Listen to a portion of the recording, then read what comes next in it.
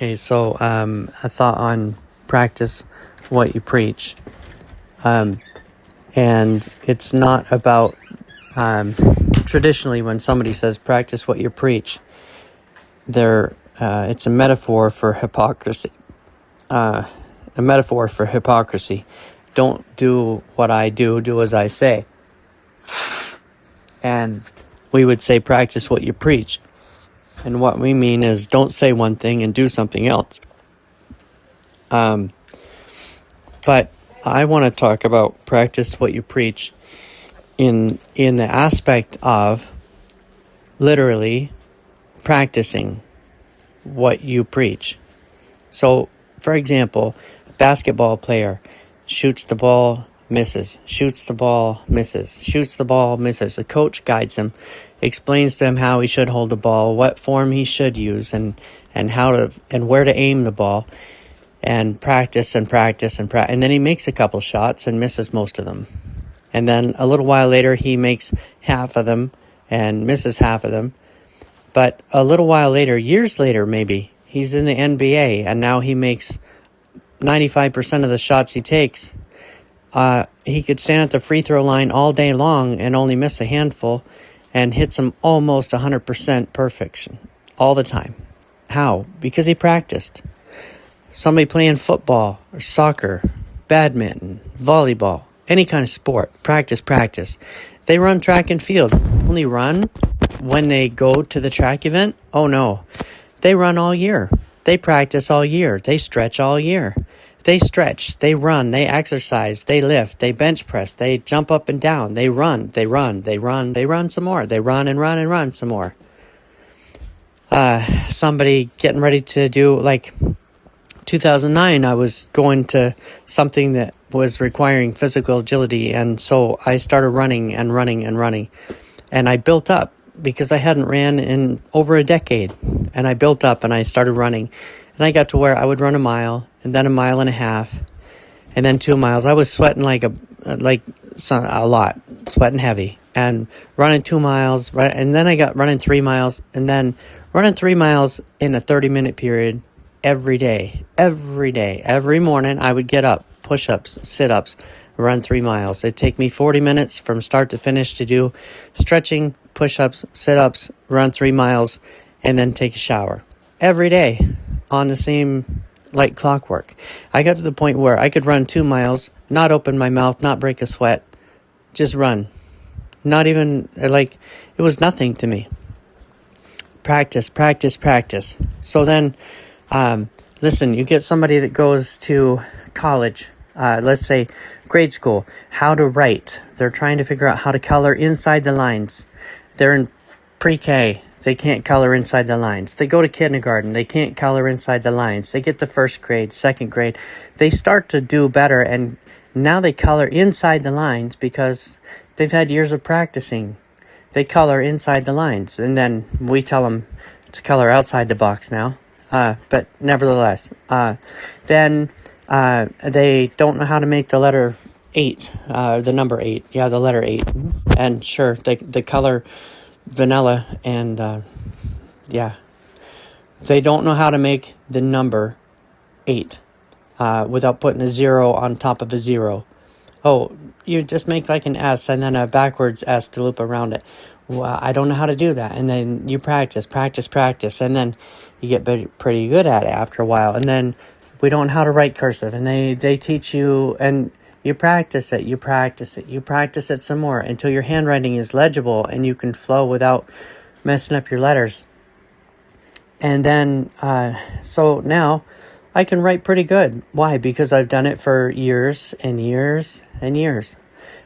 Same thing with musical instruments, playing the piano or playing the guitar, or you get better with practice. You get better with time. You improve. You learn new things. You understand it in a different way. You see things in a way that you hadn't seen them previously. As you go, you learn. Then you graduate school and you decide you're going to go to college. You get an associate degree. You go to the university. You get a bachelor's degree. You decide you're going to go into pre-med.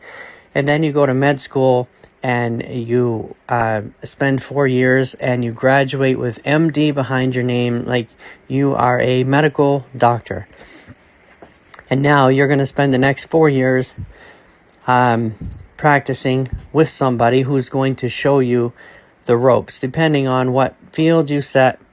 I'm going to be a brain surgeon, or I'm going to be a gastroenterologist, or I'm going to be an orthopedic surgeon, or I'm going to be a dentist, or I'm going to be an obstetrician or OBGYN. I'm going to do this, that, or the other.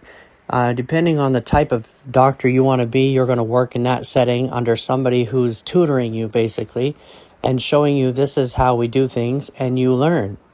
You spend 4 years practicing after you graduate with a license, learning how these things are done, and now you're a full-fledged medical doctor, and you can have your own private practice, and you're good to go on your own. Your ability to function is what it should be.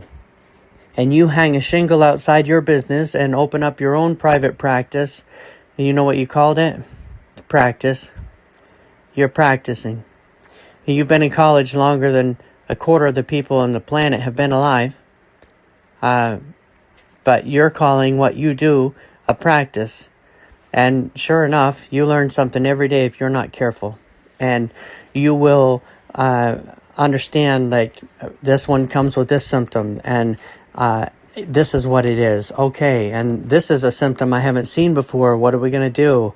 Let's try this. No, it didn't work. Okay, let's try that. No, it didn't work. Well, let's try this other thing. Oh, that seemed to work. But the next time you come across it, oh, you know what worked? Let's do this. And you learn as you go. You grow. Okay, so keep that concept.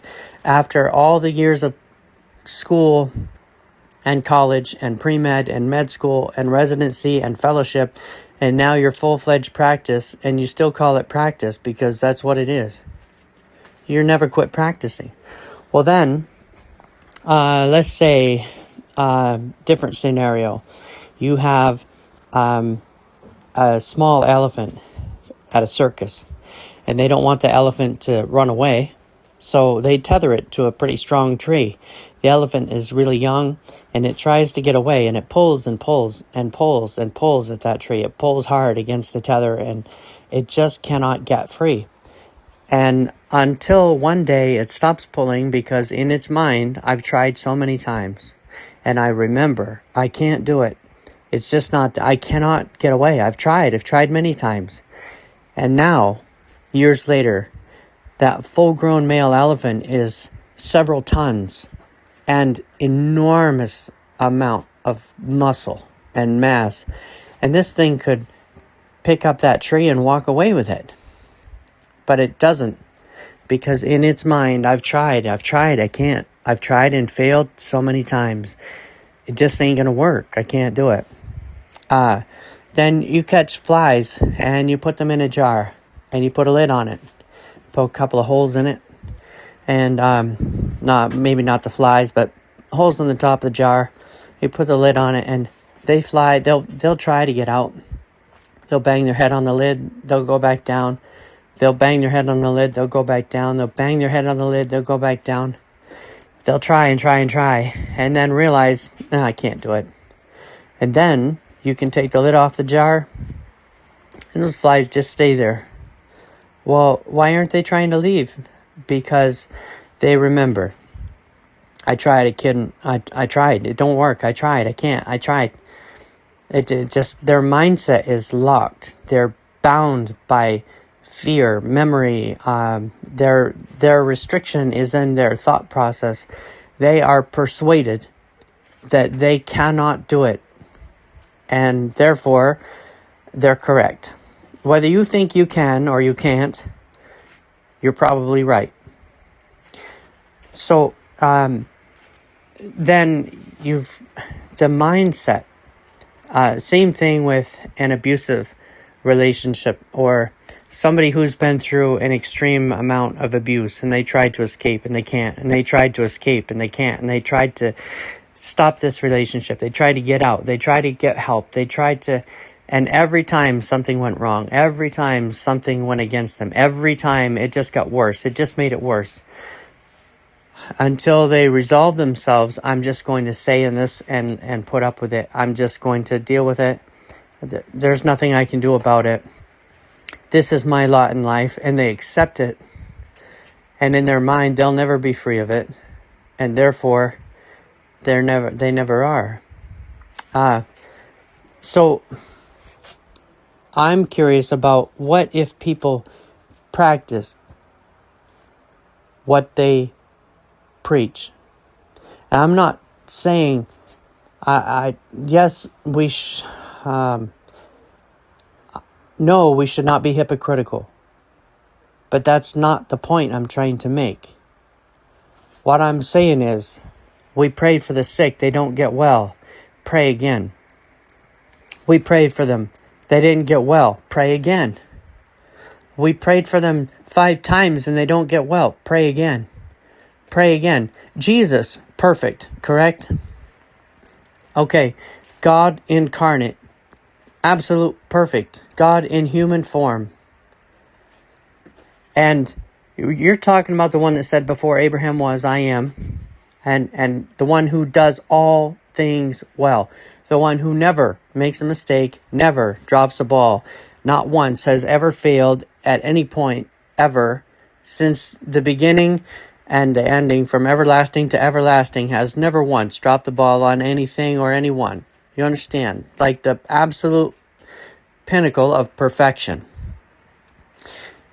So why would he pray for somebody who is blind?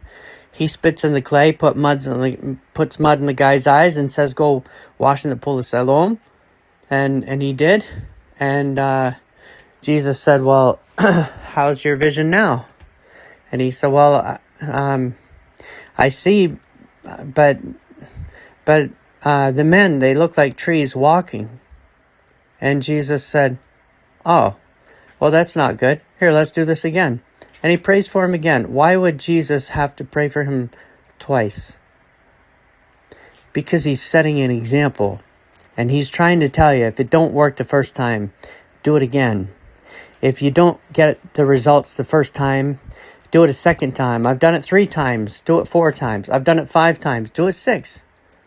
Listen, here's Elijah. Tell Ahab it's not going to rain till I say it's going to rain. And that's the first time he's even mentioned in the Bible. It says Elijah the Tishbite. And it tells you who he is because you never heard of him until this point in the Bible. Elijah the Tishbite enters. He tells Ahab it's not going to rain till I say it's going to rain, except according to my word. And sure enough, it's been 3.5 years and not a drop of rain. And on a side note, this guy Hezekiah, he's got Jezebel's killing the preachers, and Hezekiah feared the Lord greatly. And he's got all the preachers hiding in a cave. And even though he was sparing their life because he feared the Lord, without meaning to, I think, ultimately he was achieving the same goal as Jezebel. He was silencing them. One preacher said, a silent preacher ain't any better than a dead one. She silenced them by murder. He silenced them by harnessing their mind. Fear. If you're seen, they're going to kill you. You better hide, and you better keep your mouth shut. Okay, so that was a side note. So then the Lord tells Elijah, show yourself to Ahab. I'm going to send rain. He shows himself to Ahab, and there is no rain. God, I'm pretty sure you said you would send rain. I showed myself to Ahab, and there's no rain. God, hello, God. Well, guess I'm gonna go do some practice here. And he goes and he sits on a mountain, and he puts his head between his knees, and he starts praying. And he tells the servant, go look. And the servant goes and he looks and he comes back. What'd you see? Nothing. We'll go again. All right. So he goes again. He looks. What'd you see? Nothing. Well, go again. Okay. And he goes again and he looks and there's nothing. What'd you see? Nothing. Go again. So he goes and he looks and he comes back. What'd you see? There's nothing. Well, go look again. I'm still praying. Look, this is the 5th time, okay? I'm pretty sure if the Lord was going to answer you, he'd have done it by now. He's not hard of hearing. The Lord's arm is not short that he can't heal nor deliver. His promise, he's not slack concerning his promises. You don't have to beg him. There's no reason that if we'd done it like this is the 5th time in a row, go look. All right. Nevertheless, at your word. And he goes and looks and he comes back. There was nothing. We'll go again. This is the 6th time. How long do you want me to keep going? I want you to keep going. Until your nothing becomes something. I want you to keep going. Until the impossible is a possibility. Jesus was on the shore and he had fish and bread baking on the coals of fire, and the disciples had fished all night and they caught nothing. And he said, "Children, have you any meat?" And they said, "No, we fished all night."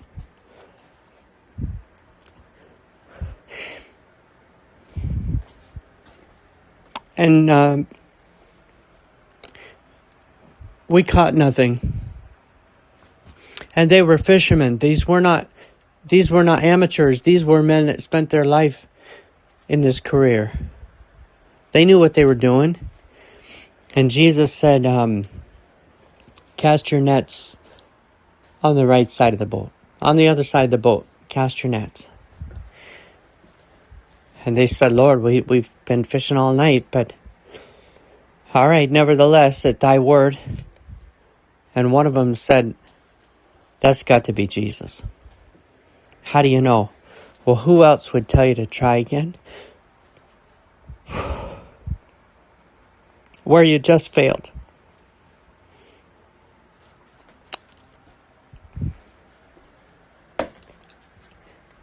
And they cast their net. And the net was so full that Jesus had said, "Cast your nets." And he said, "Nevertheless, at thy word, I will cast the net." And the net break. Perhaps if he had let down the nets, plural, they wouldn't have broken. The point is practice, practice, practice, practice. You preach faith. Faith comes by hearing, hearing by the word of God. James said, faith, as the body without the spirit is dead,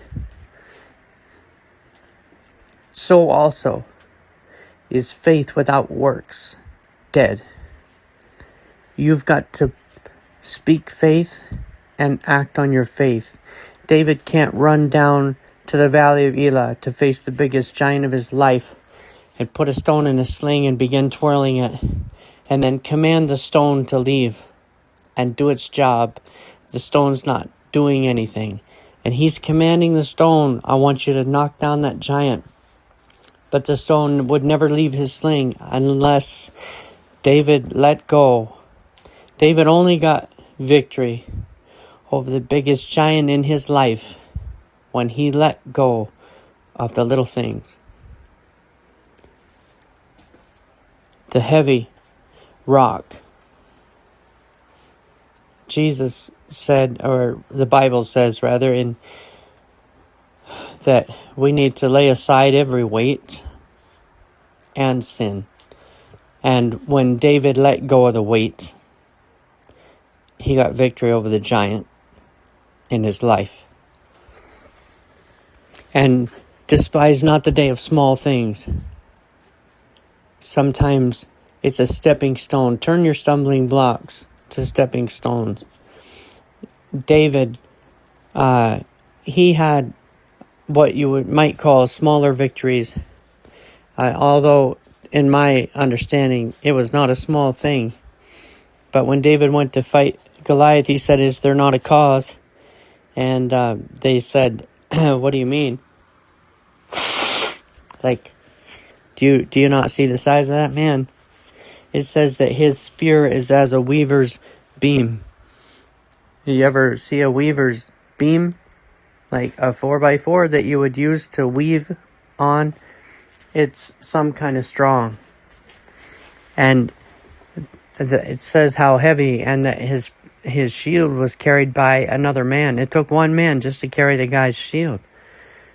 Unbelievably heavy. And so David said, "Well, tell you what, there's a bear at home, the carcass of a bear. One of them grabbed onto my father's sheep that I was watching. I said, 'Not today.' And I rescued that lamb, and I slew the bear. And then there was another time that there was a lion came by and grabbed onto one of the sheep, and David pulled the sheep from the lion's mouth and punched it and was walking away. And the lion turned on him, and it says David grabbed him by the beard and smote him and slew him. And now David is facing the biggest giant he's ever seen in his life. And this man has been a warrior since his youth, and David is but a youth, and a ruddy one at that. He's like a soft mama's boy in his appearance. He's like a pretty boy teenager. And he's going to fight somebody that's probably 3 times his size and way much more experience. This is not going to end well for you, David. In fact, the giant was insulted. You're sending a boy with sticks out to fight me?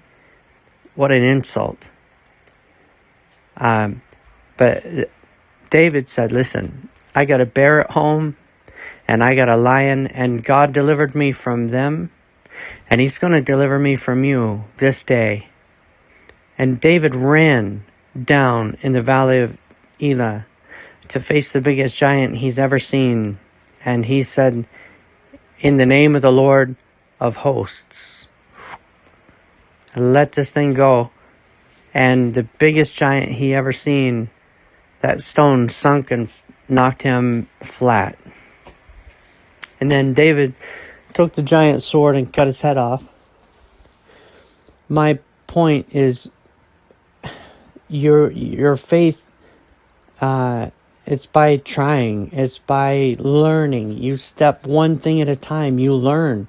You go through and you're like, I didn't know how I was going to pay the truck payment one year. But I prayed and I had no idea how it's going to work. And it happened to me. My truck payment was only $98, so it was a long time ago. And I had a trade-in that was worth a fair amount. So point is, my truck payment was $98. But I got paid that week and I had $96. And I hadn't paid tithes on it yet. And I thought, well, I've got $96. It's only $9.60 to pay the tithes on it, but I'm already $2 shy on my truck payment. And if I pay tithes on it, I'm going to be even more shy on my truck payment. And I'm a little stressed. I don't know what to do. And one person in the faith said, "Brother, I understand, and I've been in similar places. But if I had to pay one and not the other, I wouldn't shortchange God. It's the only one of the verses in the Bible that says, 'Prove me now herewith, saith the Lord of hosts, if I will not open up the windows of heaven and pour you out a blessing. Bring your tithe into the storehouse. Wherein have you robbed me?' In Malachi 3. Wherein have you robbed me? In your tithes and offerings." Don't shortchange God. So I paid my tithes and thought, well, if I can make the truck payment, I can make it. If I can't, I can't make it now anyway. What difference would it make? And then it's in February, and I go to visit somebody who's not a family member, nor a super close friend, just somebody that I was friends with, and just kind of viewed him as extended family, And he says, oh, hey, I picked you up something. I said, okay. The only time in my life that this happened to me. But he said, I know it's kind of awkward, but I just, I seen it and I thought of you, and so I got you a Valentine's Day card, but I know among guys it's kind of an odd thing. But anyway, and he hands me a card and it says, Happy Valentine's Day. And I open it up and there's $100 bill in it. And it says, love you like a son. And I made the truck payment. And I had money left over. And then one day I was standing and I was struggling with the car payment. And it was years later, over a decade later, and I was struggling with the car payment. It was $138 and change, $138.82, I think. And somebody come up to me in church and said, brother, you look like something's bothering you. And I said, well, I was hoping it wouldn't show on my face, but of course I didn't have anywhere else to put that look. So he said, well, what is it? And I said, I'm not sure how to make the car payment, and it's just eating at me. Well, how much is it? And I said, $138 and change. Well, I'm trying not to let that bother you. And I said, well, I'll try not to. And a little while later, a person stands up in church and says, listen, folks, I feel impressed to ask, I need 7 people to stand up and give me $20. And 7 people stood up and gave him $20, and he said, thank you. And then quietly turned around to me and said, don't worry about your car payment. It's all taken care of. So little things like that over the years have boosted my faith until the point where now, when you trust in the little things, then when you get a large quantity bill, like you asking for the big things, how can you believe God will give you the big things? Well, he helped me with this and he helped me with that, and surely he won't fail me now. He's never failed me yet. He's helped me then, he'll help me now. Practice what you preach. You pray for the sick, they haven't got better, pray again. You go to the hospital, pray for healing, the person dies. Well, that's in God's hands. Life and death are in the power of the tongue, but it says that it's God that has the keys of life and death and hell and the grave. You pray again and pray again and pray again. Well, doesn't it discourage you that God didn't answer? No. I pray and ask God why, and if he tells me why, I'll fix it if there's anything that I can do about it. But I'm going to pray again. I'm going to believe again. I'm going to pull at that tether one more time, see if I can't lift that tree out of there. I'm going to fly one more time and see if I can't get out of this jar. The lid might be off this time. I'm going to go one more time and look for a cloud coming out of the sea like a man's hand. It might be this time that I see the cloud. It might be this time that I hear it going in the mulberry trees.